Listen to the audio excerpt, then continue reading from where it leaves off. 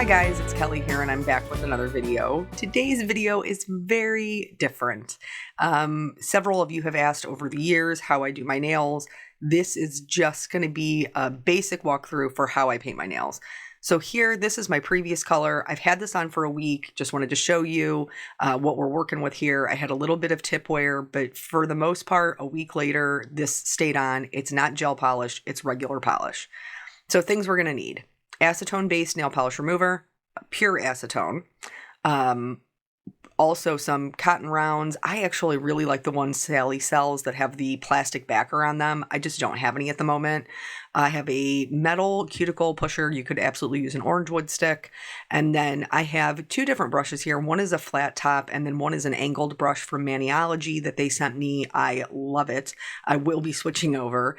And then I have a file and a buffer. So the file that I use is probably a little rough for natural nails, quite honestly. It is 100, it's a medium coarse. I think it's actually for artificial nails, but it's the one that I've always used. So then after that, you're going to need a base coat and a top coat. So I have two base coats that I really like. I have the Orly Bonder and then the sticky from Manicure, which works really well. That's actually what I was wearing in the nail polish previous to this. And then the top coats, the one from Manicure is a smudge proof, which if you use any of their stamping kits is great, because the one I normally use, which is Glisten and Glow, it's my go-to top coat. I love it. I've been using it for years. It dries so fast and lasts forever. But that one will smudge any stamping. So we're going to go into removing my nail polish. Oftentimes, like, especially because I wear like a lot of pinks and reds and stuff, you'll smear it all over. So quick tip on removing the nail polish: you want to have a saturated pad, and then you'll kind of rub it over the top of your nail and then hold it. Don't just keep rubbing it, because you end up rubbing the pigment from the nail polish all over your fingers and then staining it. So if you just rub it to kind of break up the top coat and then hold it on there, it will typically pull off pretty easily without rubbing all over the place. After I do that, I clean out from underneath my nails. Again, the metal one is a little bit rough, but it is just what I used, and I'm just being transparent like I am with everything else, all the other content on my channel. I used the metal one because over the years that I bought the orange wood sticks, my child made off with them and I don't have any left. This one he does never made off with. So after I clean out from underneath my nails, I use the metal portion of the cuticle pusher and very gently just kind of push back my cuticle. For the most part, it does not need it. I find that I need it more on my right hand than I do on my left, because I am right hand dominant. But basically, I just clean up any of the edges, but you want to do so very, very gently, because it is metal, and so you can gouge your nail or your skin or your cuticle, and we don't want any of that. I should probably say also that this is sped up just a little bit so that everything could be included in here. And for the most part, I showed both hands, not because I think that you need to see all 10 fingers in their entirety, but because specifically when I asked if you guys wanted to see this, one of my regular followers, Abby, said, "I really want to see how you paint your right hand." So for filing, real talk, you're supposed to file like this. You're supposed to file all in one direction. It is the least damaging to your nail. I never do that because it takes 100 years. Again, just being very candid. I'm not telling you what you're supposed to do. I'm telling you what I do. So usually I do file my nails. I am a 90s baby. I prefer what they call a squoval shape. So it's a pretty square edge, or a pretty square nail with some rounded edges. But you could absolutely file yours into whatever shape you would like. Oval was popular there for a while. The stiletto, which was like the pointy one, I don't even know if that's still in or not, but I was never a fan. I've always just stuck to the shape that I prefer, which is this one. Plus, I feel like it suits my hand shape the best, because I already have long fingers, so doing anything that's going to increase the length sometimes will look a little strange. Also, you may notice that my nails are stained. It doesn't mean that my nails are not healthy. It just means that I wear a lot of dark polish in the winter months, especially. And when my nails are short, I prefer a darker nail polish. And so those do stain if you leave them on there, and I do. So you can see at the base of my nail, it's still white, which is where it hasn't had all of this time for the nail polish to stain it. I'm pretty sure you can. They have stuff to remove staining at like Sally Beauty Supply or whatever. And also, I think maybe you can use some sort of lemon juice mixture to do that. But I don't. It doesn't bother me. And I always have my nails painted. So I'm just going to cover it up anyway. It doesn't really matter. Here for filing my non-dominant hand. When I am filing my left hand, I typically move the file. When I am filing my right hand, I move my hand. So I hold the file steady with my left hand, and then I move my hand to file the nail with my right hand. Again, this is just what works for me. And then, of course, I'm still going in and rounding those edges. This creates a lot of dust. You can see on the bottom there. Once I go through with the the coarser file, I do go back in and clean out from under my nails. If you find that you don't have much of a arch underneath your nails, you can also use your cuticle pusher to kind of gently push that skin back. And that will help encourage it to separate from your nail. Again, you want to be very gentle. You don't want to hurt yourself. But you can start to get that arch back, especially if you are a person who maybe prefers like a French manicure or something like that, where you would need the tip as a guideline, or if you like sheer nail polishes that are more see-through, and you want to be able to see that tip. That's maybe something that you might want to look into. But again, you want to be very, very gentle when you do that. So now that that's done, the reason that I clean out underneath my nails again is because oftentimes I will have bits of nail that haven't come off completely with the coarser file. And so I want to make sure that those aren't hanging out underneath my nail. So I typically buff the nail, just across the top. I try very hard not to do the whole nail. I only buff it where it needs to be. And I do have nails that have quite a few ridges in them. I've tried a ridge filler and stuff in the past, but I've found that by doing 2 coats of nail polish and a top coat, you almost can't see them. It's almost like they're completely filled in. But the top coat that I use, that Glisten and Glow, is a thicker top coat, and I think that helps a lot. So as I'm going, you can see that I'm keep touching my nails. I'm basically checking for any areas that are sharp. Also, sometimes my nails peel, typically just around the tips, and it's almost always on my dominant hand. So if I have any areas where the nail is kind of split and peeled back, I want to make sure that I am buffing that till it's smooth, so that way the peeling doesn't continue down the rest of my nail. So once I am done with that and I am happy everything is, no sharp edges, everything else, this is where you would put on your cuticle oil and then go wash your hands. I could not for the life of me find my cuticle oil, so I just went and washed my hands. Now, you don't want to put on lotion or anything like that. You want to have clean hands because you want to make sure that your nail polish is going to stick to your nail. You don't want to have anything that's going to prevent the adhesion. So I did go back in after I washed my hands. I did notice that I had 1 or 2 little pieces of nail that had not come off completely in the filing process. So I got those, and now we're on to the painting. For this manicure, I am going to use the sticky base coat from Maniology. Speaking of them, we're 10 minutes into the video and I didn't even say, I actually have a discount code for them. So for 10% off, they have a bunch of stamping starter kits and nail polishes, stamping plates.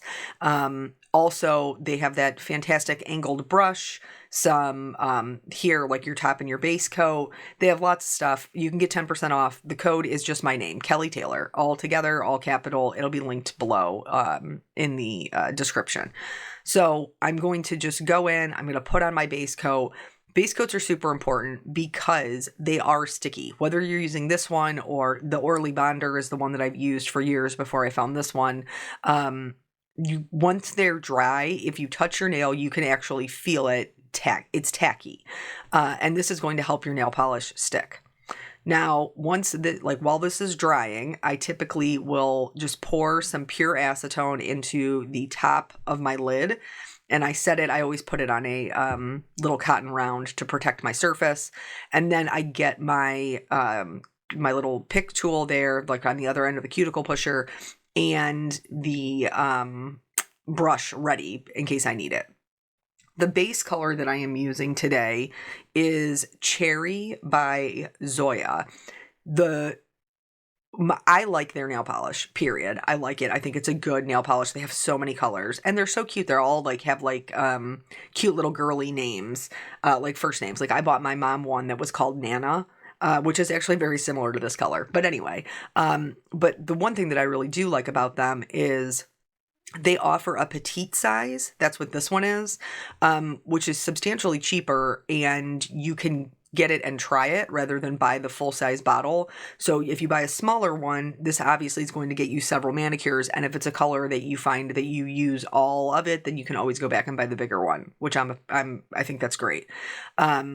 So here in painting my nails, you will notice that I cap mine first. A lot of people and a lot of professional like when you go get your nails done, they cap them last. So they'll take the nail polish, the brush, and they'll brush it over the edge of the nail. I like to do mine first because I like for everything to sit flat and for there not to be a buildup of nail polish on the edge of my nail.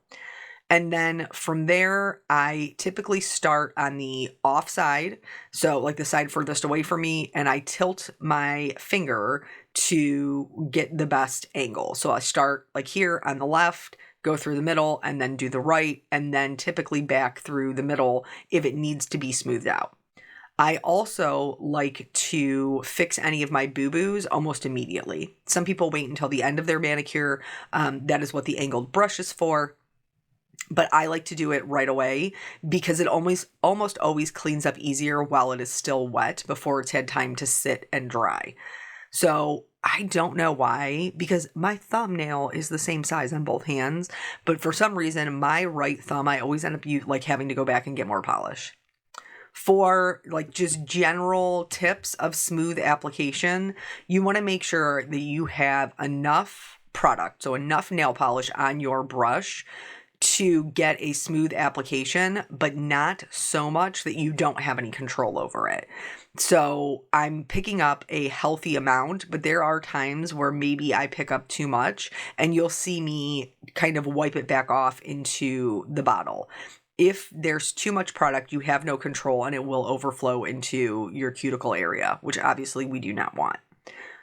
Transversely, if you have too little product, it's going to be streaky and you're not going to get a smooth application. So it's kind of a practice makes perfect type thing to know how much product you need to pick up.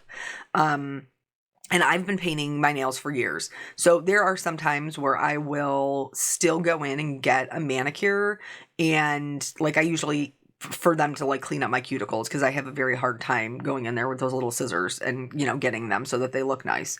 So I don't know, maybe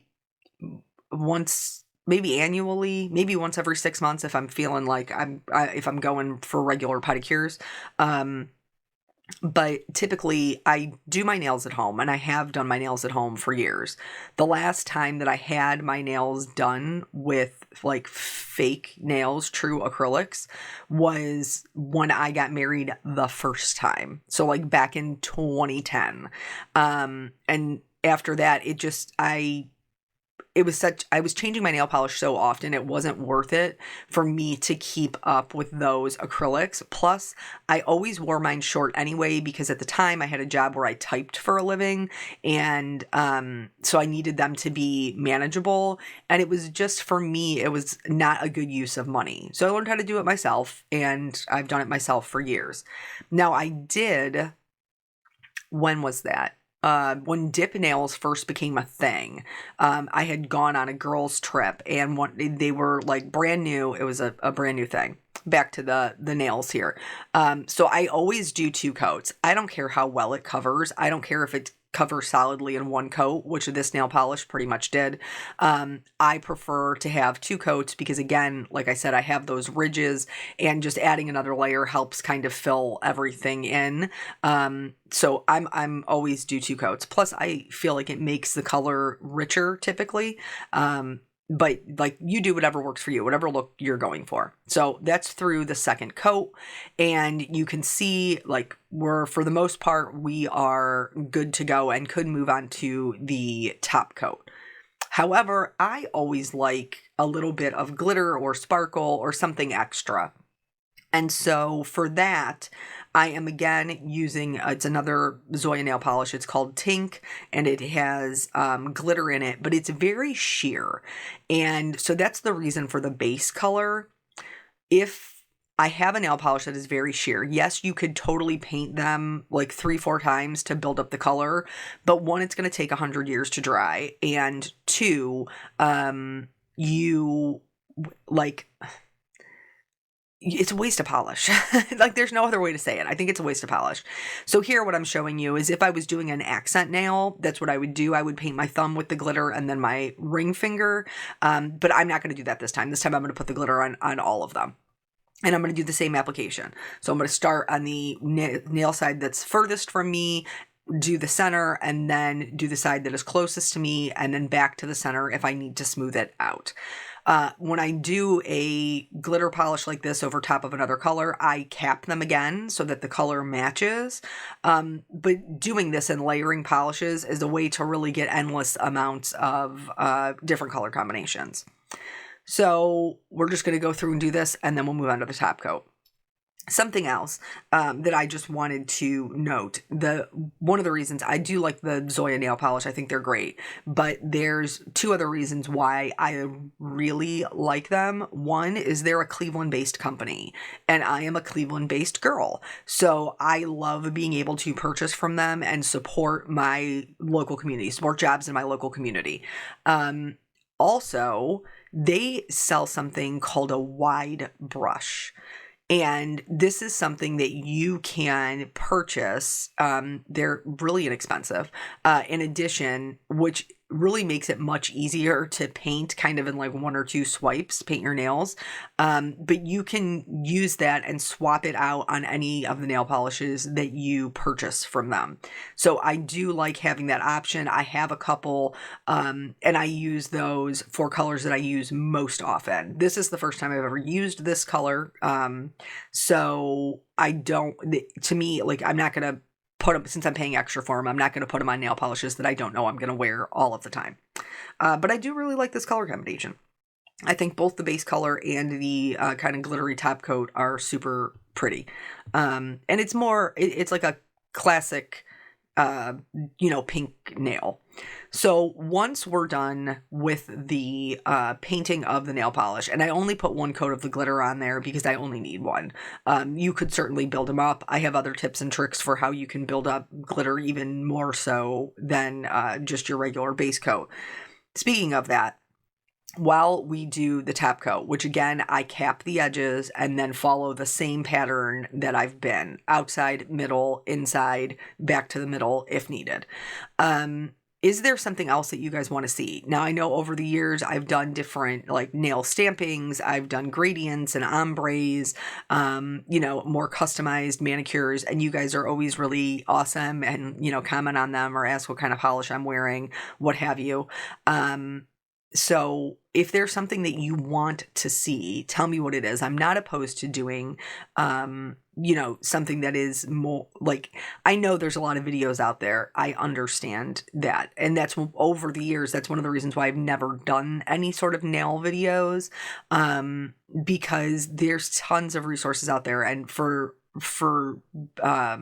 audiences that people are doing them, like more professionally than me. I'm just an at-home person who does my nails.